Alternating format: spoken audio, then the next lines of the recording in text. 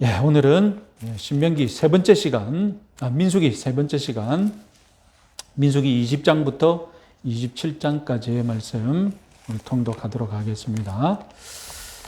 자, 잠시 간단하게 말씀드리면 우리 시간표를 한번 보십시오. 출애굽부터 민수기까지의 시간표입니다. 출애굽 한 년을 제1년이죠. 유대 달력에서 제1년이 되겠습니다. 제1년 1월 14일 그때가 출애굽기 12장 출애굽하는 때가 되고, 그리고 제1년 3월 출애굽기 19장 시내산에 도착을 했습니다. 그리고 제2년 1월 1일 출애굽기 40장 성막을 완성했습니다. 그리고 제2년 2월 1일 민수기 1장의 인구조사가 시작됩니다. 그리고 제2년 2월 20일 날 민수기 10장 시내산에서 출발합니다. 그리고 4월쯤에 민수기 13장 바란 광야에 도착을 하죠. 여기서 이제 가나안으로 스파이들을 보내죠. 정탐꾼들을 보냅니다. 그리고 문제가 생겨서 이제 제3년부터 제39년까지 민수기 15장부터 19장까지 이제 바란 광야를 맴돌면서 거기서 방황하는 광야 생활을 하였습니다.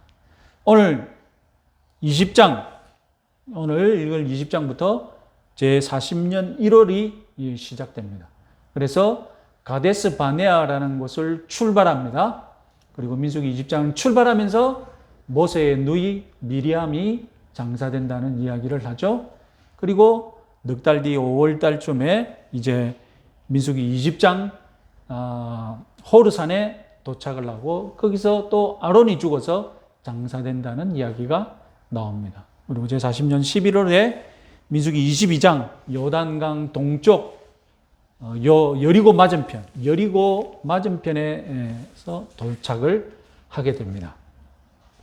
자, 이것이 여정인데요. 출애굽에서 이집트에서 나와서 지금 이렇게 왔죠. 이렇게 와서 여기 시내산이 있고 이렇게 와서 지금 가데스 바네아에서 이제 출발을 하는 겁니다. 출발을 하면 아까 성경을 읽어서 보시면 이 아랏에서 사람들이 가나안 족속이 이스라엘을 쳐들어오죠. 그래서 여기서 첫 번째 전쟁을 하게 되고 그다음에 호르산에 도착을 하게 됩니다. 그래서 모세는 이 당시에 이 왕의 큰 길이라는 고속도로가 있었거든요. 그래서 영어 성경은 다 킹스 하이웨이라고 번역하는데 우리 성경은 왕의 큰 길로 번역해 놓았습니다. 여러분 읽다 보면 왕의 큰 길이라는 단어가 나올 겁니다. 그것은 다름이 아니라 이집트와 저 북쪽에 있는 메소포타미아를 연결하는 고속도로의 이름입니다. 고속도로의 이름이 이렇게 있고, 고속도로가 하나 더 있죠. 이 해안길로 난 바닷길. 우리 성경에 아마 바닷길로 번역이 되어 있던 거 그럴 건데, 여기에 저쪽으로 하나도 고속도로 하나 되어 있는데, 모세는 이것을 안 타고 아마 여기는 이집트 사람들이 자주 왕래를 하니까 그런 것 같고, 모세는 이쪽 왕의 큰 길을 타고 가서 저쪽으로 가나안으로 들어가고자 그런 여정을 잡았습니다. 사람이 워낙 많으니까 길이 있는 곳으로 가는 게 편하겠죠. 길이 없는 곳으로 가면 사람이 너무 많아서 안 되니까. 그래서 호르산에서 아론을 장례를 치르고 난 다음에 바로 가로질러서 왕의 고속도로를 타려고 했는데 여기 에돔 족속이 허락을 하지 않습니다. 그래서 하는 수 없이 왕의 고속도로를 못 타고 내려와서 이 에돔 지역을 둘러가게 우회로를 타게 됩니다. 그래서 제 생각에는 아마 여기 왕의 고속도로도 못 탔을 것 같아요. 에돔 족속 때문에. 그리고 저쪽으로 올라가면 모압 족속에게도 이제 우리가 길을 지나가자. 길만 지나가겠다 하니까 모압 족속이 허락은커녕 이제 쳐들어오죠. 그래도 에돔 족속은 형 에서의 종족이지 않습니까? 그래서 공격은 안 하는데 이제 모압 족속은 길만 지나가겠다고 하니까 막 군사를 내들어와서 공격해 오죠.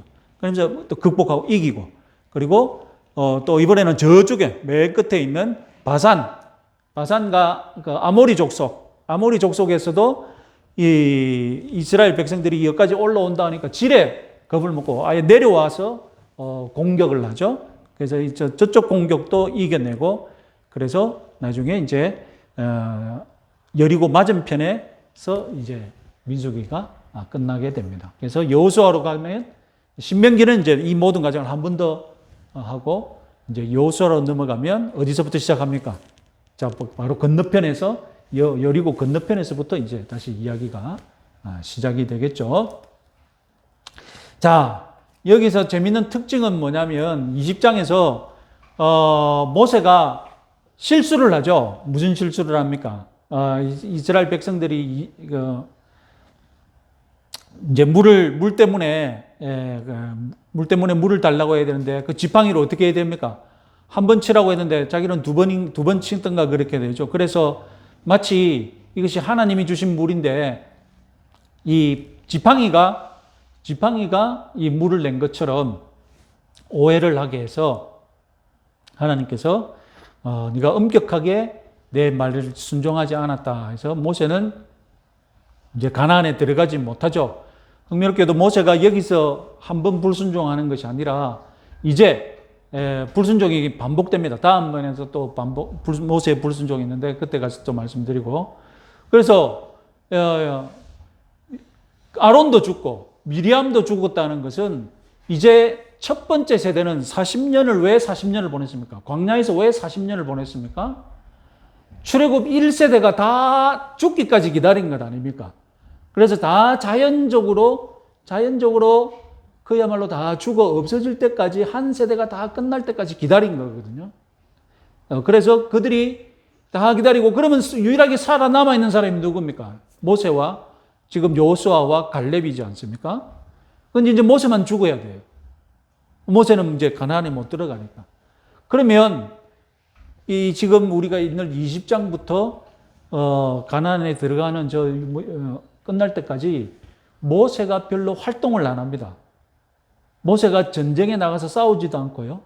모세가 특별하게 뚜렷하게 아예 언급이 안 되는 경우가 많습니다. 사건은 벌어졌는데 이 사건에서 모세가 언급이 안 되는 그런 일이 자주 드러납니다.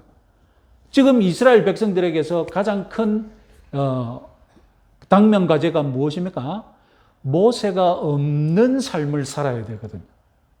지금까지 모세가 리더였지 않습니까?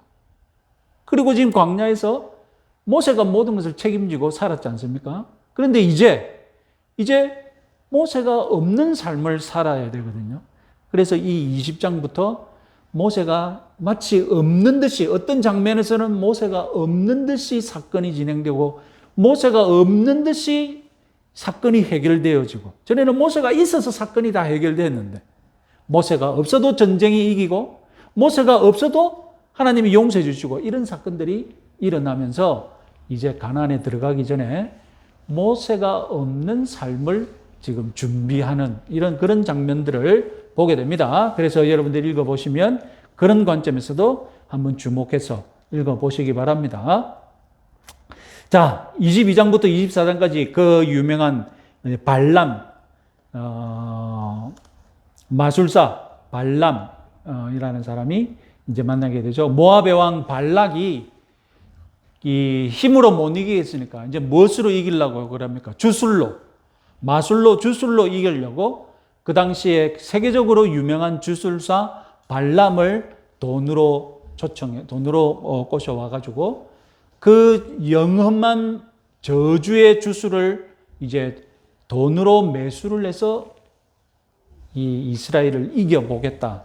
이제 그런 뜻이지 않습니까? 그러면서 발람은 저주를 하려는데 오히려 어떻게 됩니까? 하나님께서 저주 못하게 하고 발람의 입에 오히려 이스라엘을 축복하는 말을 주시죠. 그 중에 아예 메시아 예언도 이 발람이 하게 됩니다. 메시아에 관한 예언 우리 한 구절만 주목해서 보겠습니다. 내가 그를 보아도 이때의 일이 아니며 내가 그를 바라보아도 가까운 일이 아니로다. 한 별이 야곱에게서 나오며 한 규가 이스라엘에게서 일어나서 모압을 이쪽에서 저쪽까지 쳐서 무찌르고 또 셋의 자식들을 다 멸하리로다. 다윗과 다윗의 자손에 관한 이런 예언까지 하게 됩니다. 결국 이 발람의 이야기는 무엇을 말합니까? 발람의 이야기는 이 국제적인 주술사도 이스라엘에게 위협이 되지 못한다는 것입니다. 그러니까 밖으로부터 무엇인가 이스라엘을 괴롭히는 것은 하나님이 다 막아주시기 때문에 위협이 되지 못합니다. 민수기에서 이스라엘의 생명을 위협하는 일은 다 어디에서 일어납니까? 이스라엘 안에서 일어나죠. 그렇잖아요.